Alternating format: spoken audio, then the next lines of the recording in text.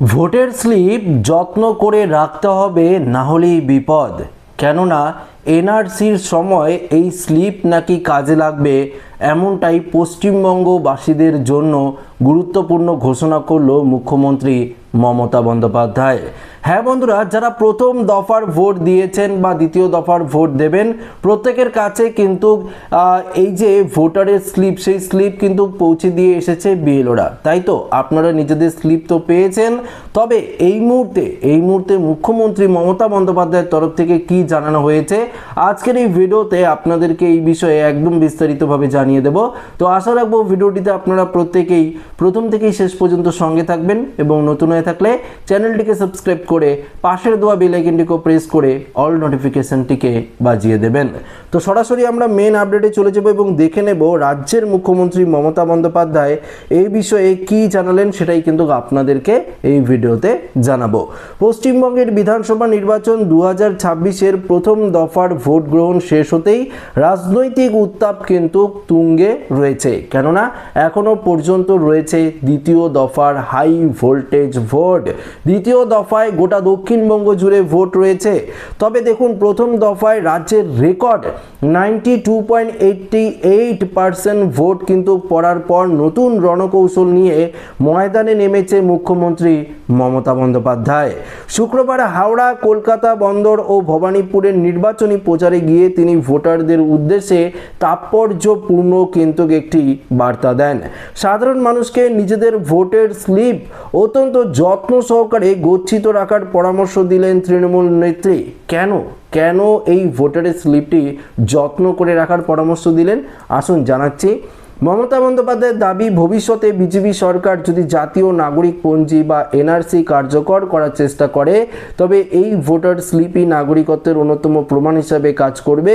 জনসভা থেকে তিনি স্পষ্ট জানান, ভোটার স্লিপ প্রমাণ দেয় যে সংশ্লিষ্ট ব্যক্তি গণতান্ত্রিক প্রক্রিয়ায় অংশ নিয়েছেন। প্রয়োজনে এই স্লিপের ফটোকপি বা জেরক্স করে রাখার পরামর্শ দিচ্ছেন তৃণমূলের নিচু তলার কর্মীরা।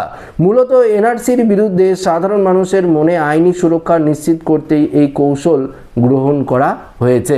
দেখুন আরও কি বলেছে, ভোটের আবহে এনআরসি বা ডিটেনশন ক্যাম্প ইস্যুকে ফের সামনে এনে মমতা বন্দ্যোপাধ্যায় রাজ্যবাসীকে আশ্বস্ত করেছেন যে তার শাসনকালে বাংলায় কোনো ডিটেনশন ক্যাম্প করতে দেওয়া হবে না।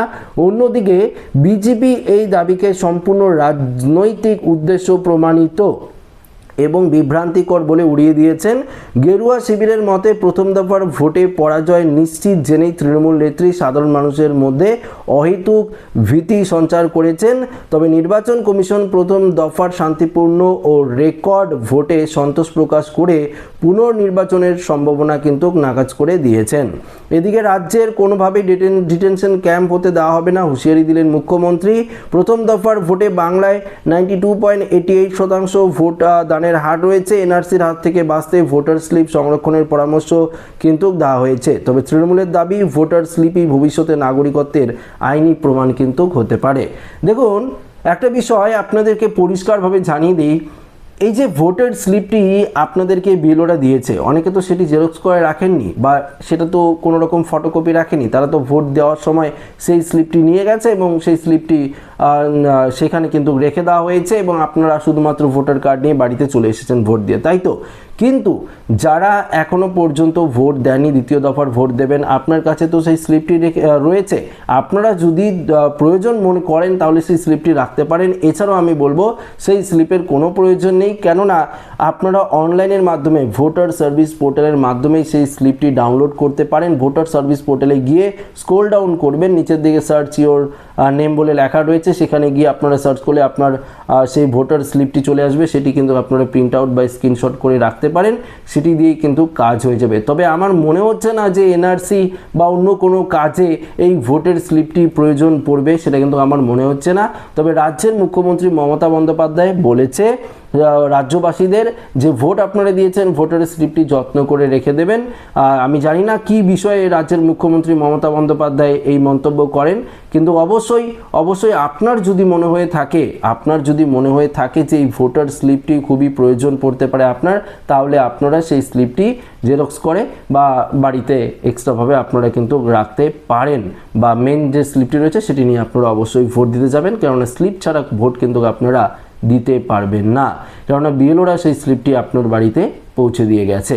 তো বন্ধুরা, আশা রাখবো এই ভিডিওটিতে আপনাদেরকে সঠিক ইনফরমেশন দিয়ে হেল্প করতে পারলাম। তো ভিডিওটি ভালো লাগলে লাইক করবেন, সাথে শেয়ার করবেন, নতুন হয়ে থাকলে চ্যানেলটিকে সাবস্ক্রাইব করে আমাদের সঙ্গে জুড়ে থাকবেন। ধন্যবাদ।